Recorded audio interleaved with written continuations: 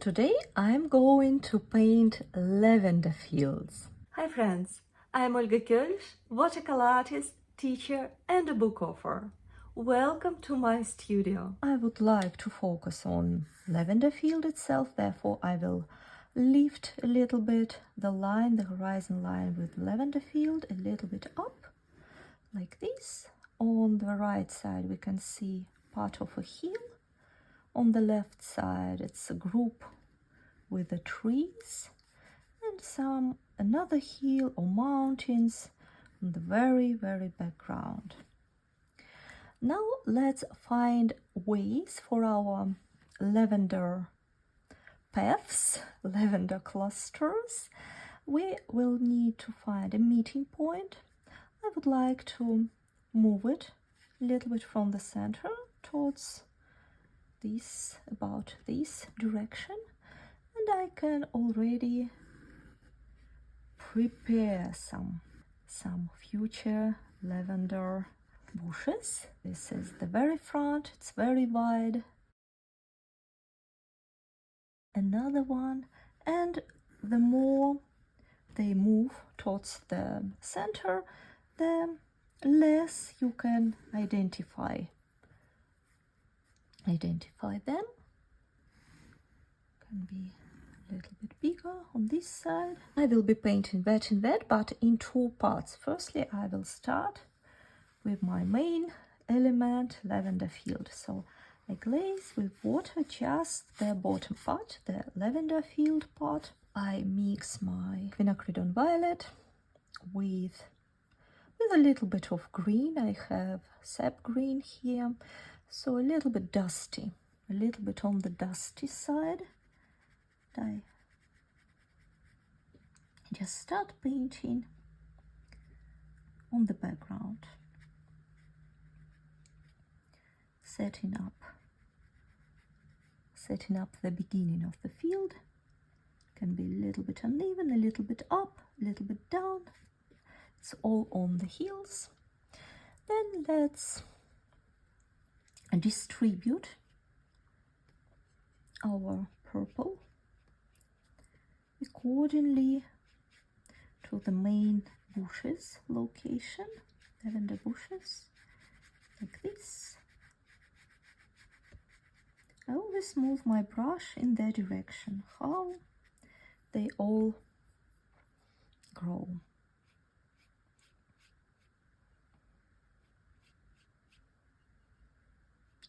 I'm starting very light. I try to think where is my horizon, where all these bushes, where they meet each other, and I start to add a little bit more of brighter purple to some parts, especially the front ones. It's a bit too bright. Something like this, so we will get very soft transition. You can add different shades. I try to work relatively quick. It would be nice to add it here and there, and also in some faraway mixes like this. It's very important that you follow their direction.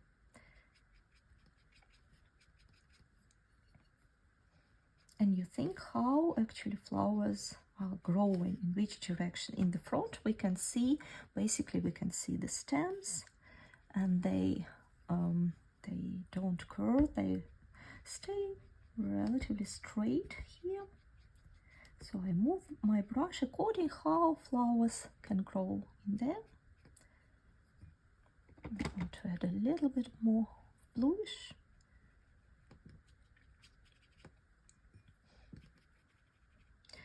I try to also to create a little bit of horizontal division, because there is one bush, another bush, another bush. So in the same way, I try to organize. I try to create these masses of flowers. And now it's very important that we have some shadow between the rows. So I will use a little bit of burnt sienna. I will add it to my purple, and I will try to divide the rows with a bit of darker tones on one side and of course on the other side. And also with a little bit of green, so more green on the front, but not very bright green, desaturated, mixed with what do I use with burnt sienna. So we add some division between the rows. Dusty green. You can slide your brush a little bit, use dry brush strokes when they leave some white areas. Now I'm making more and more thicker, darker brush strokes, especially in the front part, because on the background it basically doesn't matter. We can't see details, what's happening on that side, but the more we are to the front, the more we have to be careful with details. It feels that my paper is getting dry. This is great because now I can use dry brush strokes, flatten my brush. I can paint with dry brush strokes. I can add texture, I can add these stems looking, feeling to all front parts. I'll mix my burnt sienna with sap green to get this more olive green touch, a little bit of the same purple, and with the tip of the brush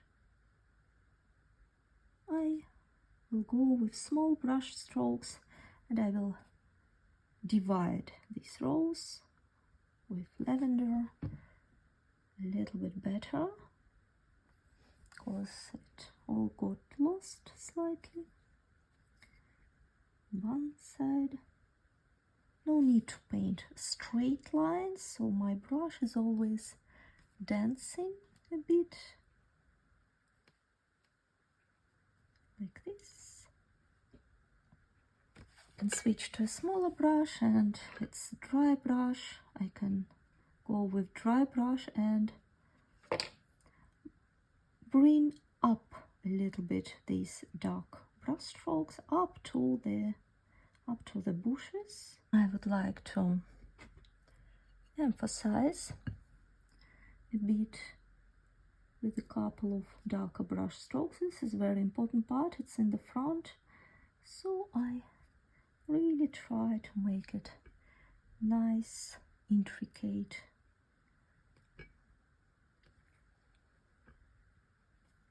And a bit darker.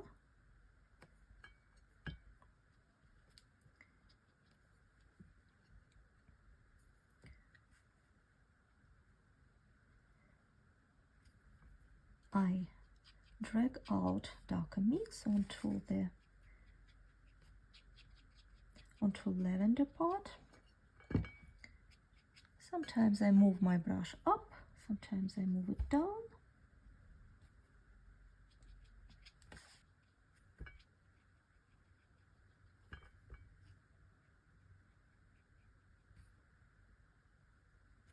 I can soften some areas, I can add a little bit of darker touch on the front. I wash my brush and I try to distribute paints in a little bit more interesting way. I always switch from watery brush strokes to dry brush strokes, basically just dragging out the paints.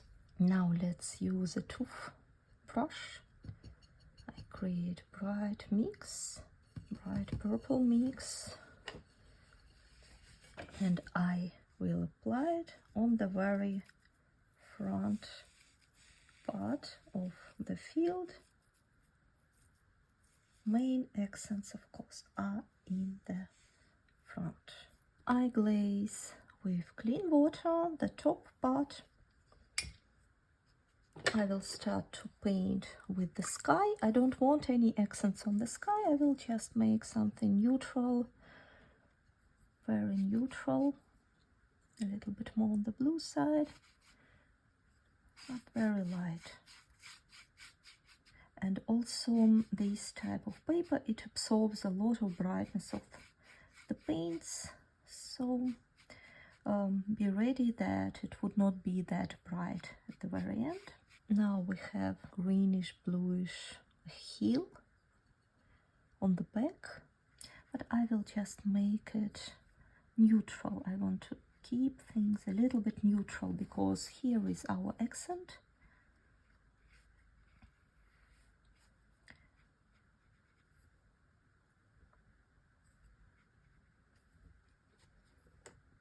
Viridian and everything what's on my palette. So this is background heel. Here we have a little bit of brighter part, more yellowish green, and mix up green with raw sienna, for example.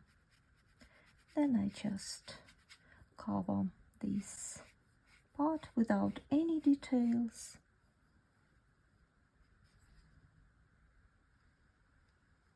I try to get very close to the horizon line, but on the top I can leave some white spots on the paper. Here we have some trees location, but as we painted everything a little bit muted, I want to keep this up. Neutral, very neutral grayish green. See, my paper is getting dry already here. So I just add a little bit of water in this area, and with tip of my brush I paint something tree looking story.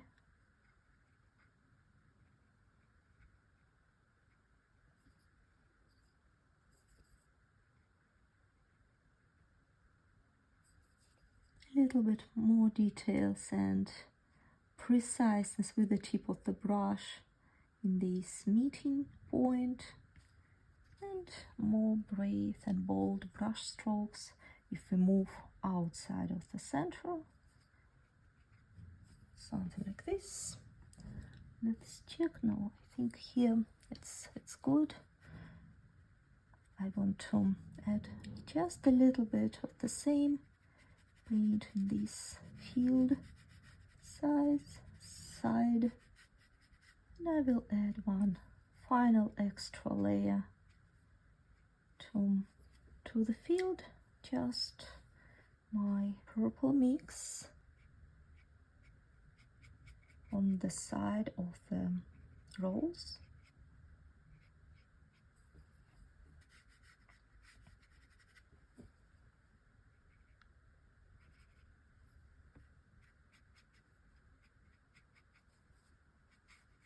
Let's remove the tape. Now our lavender field is ready. Thank you so much for painting with me. I hope you enjoyed the process. I'm looking forward to know what would you like to paint next. See you soon. Bye bye.